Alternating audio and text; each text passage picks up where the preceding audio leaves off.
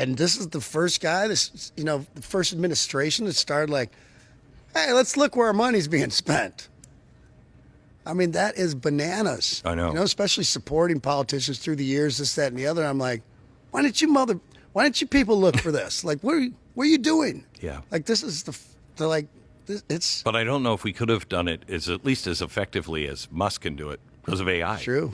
I mean, in 3 years from now, the AI we have going over the budget, it's going to be. Yeah. We're going to know everything about these politicians. Even doing my ticketing thing, I've been doing research for years. Have hired attorneys at certain points, people to get info, this, that, and the other. Sometimes I always don't give it to you in their yearly reports. Yeah. This, that, and the other.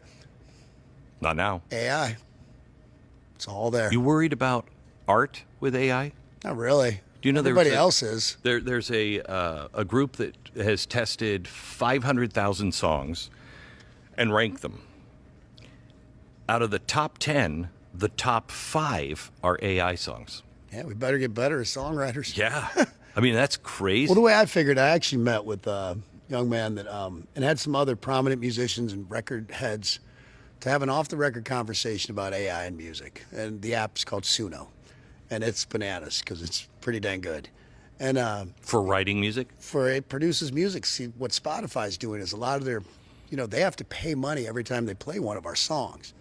They're creating tons of. You put on that sounds like a beach playlist that has 100 songs. 20 of those songs might be by some artists you never heard of because AI created it. They don't got to pay anybody. Wow. But are they using our stuff to make it? Yeah. But the way I looked at it is I looked at like Napster when that started, and I was like, "What's going on?" And all the artists were up in arms, and the record companies wanted us to get behind. They're stealing, they're pirating music, and I'm like, "Hold on, are they stealing from the record companies?" Like stealing from everybody. I'm like.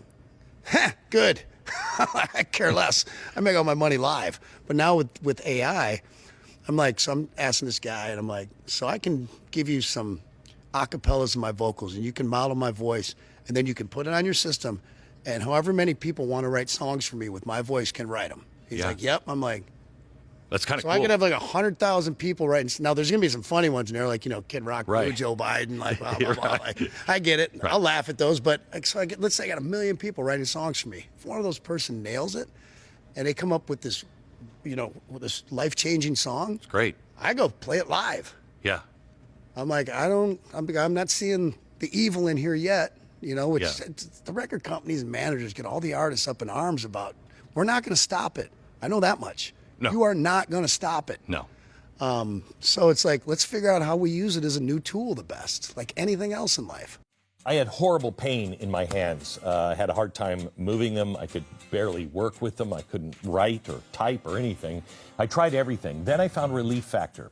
Relief Factor is a 100% drug-free supplement developed by doctors, and it's safe to take daily.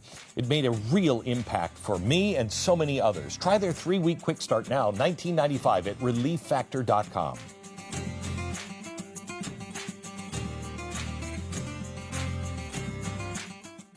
Who is the influence in your life musically? I mean, you've worked with almost everybody, and you're weird. You break all of the rules. You've rap, country. Isn't that what rock and roll's supposed to be? Yeah, it is. But nobody does that. Nobody does that.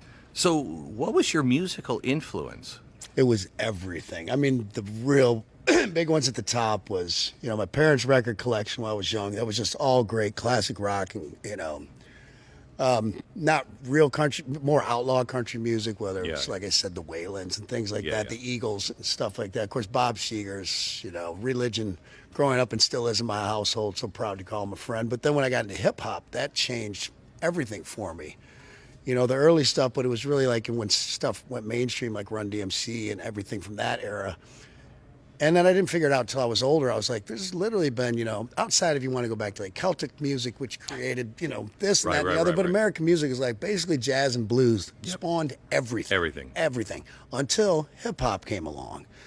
And once rap came along, it was like, that has its fingerprints on every form of music now since then. So I didn't get to witness the birth of the blues or really, the 50s and 60s and stuff, but I got to witness that. And to me, it kind of has a lot of parallels with blues and jazz, like what hip hop's done. Now, do I like a lot of the new hip hop? No, I don't. I'm more old school hip hop guy, but that's Because I'm old.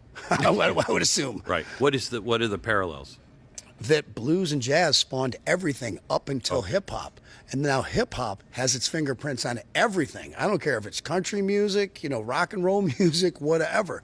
There's tinges of hip hop all over it, just like any of those records up until the late 70s or wherever when hip hop started, 80s started coming in. They were all had the touches of jazz and blues on them, whether it was soul music, whether it was rock and roll, whether it was country or whatever. So were you into that?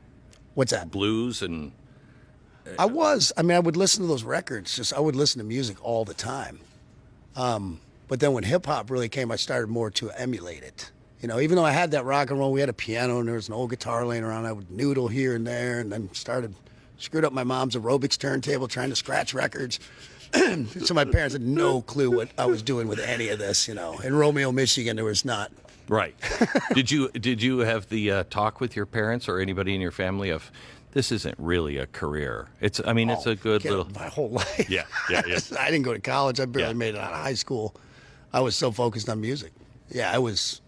Well, it was. Can't he just do this as a hobby on the weekends? I got the same thing. Yeah. I got the same thing. I was doing radio when I was 13 years old, and I got the speeches. 13? Yeah, I got the speeches from my family, and this is a nice hobby, but it's probably not going to work out for you. I'm like, well, sometimes the best motivation, is it not? Exactly right. Elon showed me this new AI thing. I posted this thing. Did you see that? Yeah, that's just fun. Yeah. I'm like, I'm just trolling people, having fun. How much of Elon is a troll? Like I see Grok. And then, what is it, insane or something? No, unhinged. Unhinged Grok. It's genius. And the balls to do that at that level, like no corporate entity. No, it's like he's 12. He's the smartest, richest man. And then there are times he's like, I'm just going to screw it. I don't can care. relate. It's so great. Nobody does that. Nobody does that. I think it's I get the trolling thing. I get it. But I think it's I would call it more non-conforming. I think why I like the Tesla. What is the truck? Cybertruck. Yeah, I got one. Do you?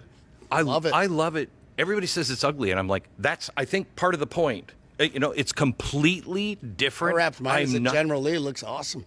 Oh, that's great. That's great. It's just he's not conforming ever. No, he's just not doing it. So he's also pushing the boundaries, but in an unbelievable way. He's changing so many things for the better for so many people. Just making lives better. At the end of the day, that's what it is. You mean to tell me you can't have some fun while you're doing that? Yeah. That to me is when people get too serious and take themselves too serious. It looks miserable. How concerned are you? Are you up on the AI, artificial general intelligence, or that's all I use. Singularity? I don't use Google search anymore. Yeah, I use AI. Yeah, Grok. I am now. Yeah.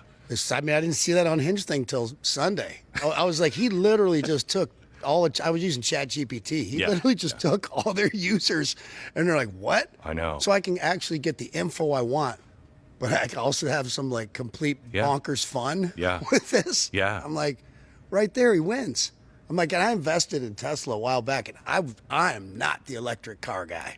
I'm the muscle car, this, that, and the other. My car collection, I'm like, I'd get one, and I got that thing, and I was like, oh my God, my mind's blown. I told him, I don't think you created the greatest farm truck ever. I doubt you guys, you and your engineers were thinking of this. I'm like, but as someone who has a farm and likes to hunt and likes the outdoors, I'm like, I don't drive my Can-Am anymore, or my Polaris.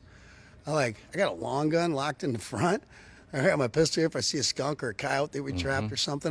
I drive by wild turkeys or deer. That'd be a 10-point buck sitting there. That thing won't even move. It doesn't know what that car is. It makes no noise. It's just sitting there. I'm like, and it goes anywhere. It goes right up and down my mountains, no problem. I'm like, he goes, yeah, we didn't design it for that. What a surprise. Never know how someone's going to use I know, new technology.